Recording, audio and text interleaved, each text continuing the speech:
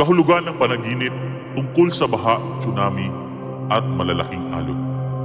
Kapag nanaginip ka ng baha, tsunami o malalaking alon, hindi ito simpleng imahe ng tubig.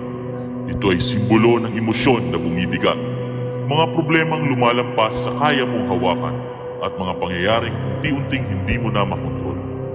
Ang baha ay paalala na may mga bagay sa buhay mo na dapat mo nang harapin, mga responsibilidad o isyong matagal mo nang iniiwasan.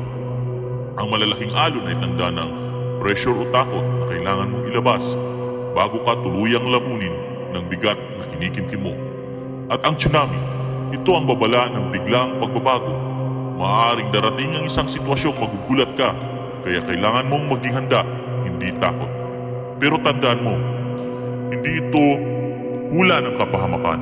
Ito ay paalala, isang tahimik na kurot mula sa iyong subconscious na nagsasabing, mag-ingat ka, piliin mong alagaan ang sarili mo at huwag kang hayaang lamunin ng problema.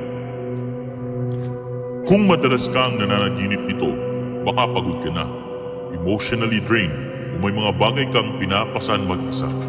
Kaya ang payo ko sa'yo, humanap ka ng taong mapapagkatiwalaan. Ikwento mo kung ano ang nagpapabigat sa'yo. Magpahinga, ayusin ang mga bagay ng unti-unti, hindi sabay-sabay. At higit sa lahat, pakinggan ang katawan at isipan bago pa sila sumuko. At kung sa panaginip mo ay nakaligtas ka sa baha o alon, ibig sabihin kahit gaano kalalim ang pinagdadaanan mo ngayon, malalampasan mo rin ito. Gusto mo bang malaman ang kahulugan ng iyong panaginip? I-follow mo ako. Ako si Mang Hu.